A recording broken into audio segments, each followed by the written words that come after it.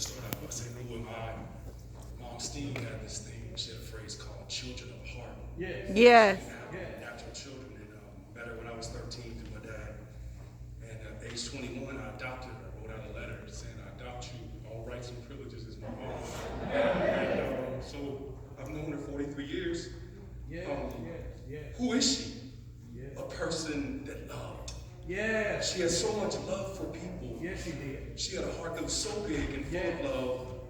And it was that love that she shared with me and those who knew her. She was a person who gave. I was talking with her recently, I guess it was a number of months ago, maybe it was in summer. And she told me how as a teenager she worked as a sharecropper in Mississippi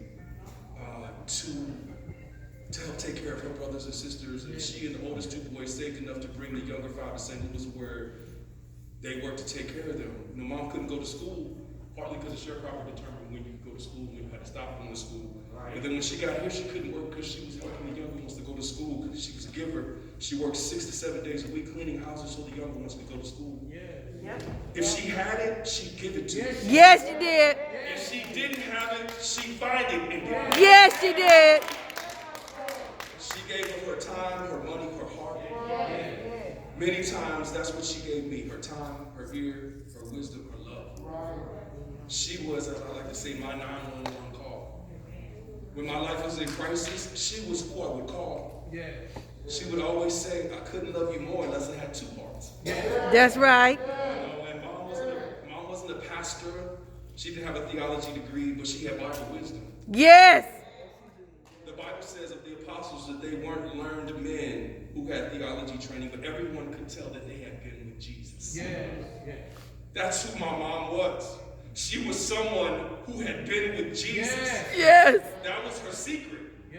That's how she could love so much, give so much, care so much for others, have so much godly wisdom. Her superpower was that she could love you so much you could feel it in your soul. And the source of her superpower was Jesus.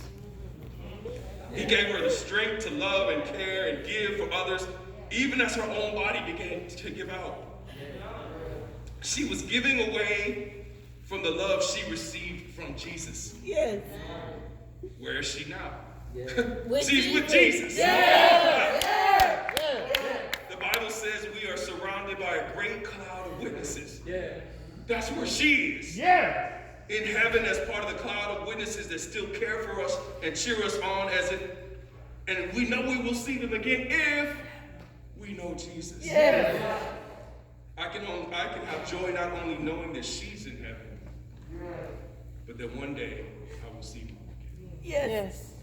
And I know the pastor's going to take, this, but, I have to say it because it's her family. And I know that one of my finals, I say, my mom would always tell me, promise me to take care of my heart. And it pushed me to try to love myself as much as she loved me. It reminded me of how much God loved me because he loved me so much through her. And I know that she would want to make sure that everyone in this room was taken care of in terms of eternity. And I know they're going to talk about that later. So when that time comes, and they ask you about Jesus and invite them into your heart or however they present it, you want to see her again, that's how you get there. The life that she lived, that would be the greatest testimony that you could give her. The greatest thing you could give to her is to give your life to him so that you can see her again.